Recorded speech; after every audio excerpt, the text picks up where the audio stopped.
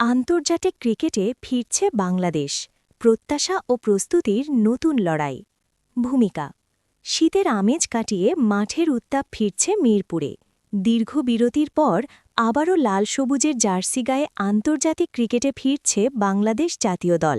তবে এবারের ফেরাটা শুধু একটি সিরিজের জয় পরাজয়ের সমীকরণ নয়, বরং এর পেছনে লুকিয়ে আছে বড় এক লক্ষ্য: ২০২৭ সালের ওয়ানডে বিশ্বকাপ।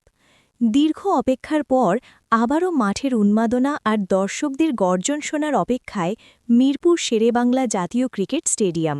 মূল অংশ। সংবাদের সারসংক্ষেপ। বর্তমানে সংবাদ মাধ্যমের নজর কেড়েছে বাংলাদেশের প্রধান কোচ ফিল সিমন্সের সাহসী বক্তব্য। তার ভাবনায় এখন থেকেই জায়গা করে নিয়েছে আগামী ওয়ানডে বিশ্বকাপ। বর্তমানে বিসিএলের মাধ্যমে ক্রিকেটাররা নিজেদের ঝালিয়ে নিলেও আন্তর্জাতিক মঞ্চে পাকিস্তানের বিপক্ষে আসন্ন লড়াই হবে আসল পরীক্ষা। কোচ সিমন্সের মতে, বাংলাদেশের লক্ষ্য শুধু বিশ্বকাপে সরাসরি অংশগ্রহণ নয়, বরং পয়েন্ট টেবিলের ওপরের দিকে, অর্থাৎ সপ্তম বা অষ্টম স্থানে থেকে কোয়ালিফাই করা। লিটন দাসের ফর্মে ফেরা এবং মিডল অর্ডারে ব্যাটিংয়ের স্থায়িত্ব নিয়ে দলের ভেতরে চলছে সূক্ষ্ম পরিকল্পনা। অন্যদিকে প্রতিপক্ষ পাকিস্তান দল তরুণদের নিয়ে কিছুটা অপরিচিত অবয়বে আসলেও তাদের হালকাভাবে নিতে নারাজ টিম ম্যানেজমেন্ট।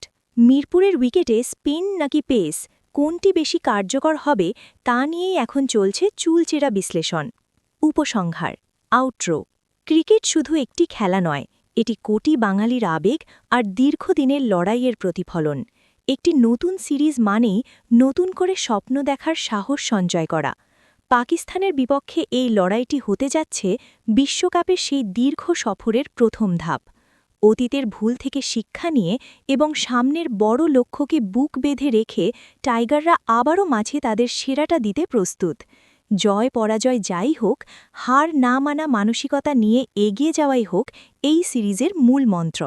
আমাদের প্রত্যাশা, মিরপুরের এই ঘাস থেকেই রচিত হবে বাংলাদেশের বিশ্বজয়ের নতুন কোনো মহাকাব্য। একটা লাইক শেয়ার সাবস্ক্রাইব হবে না?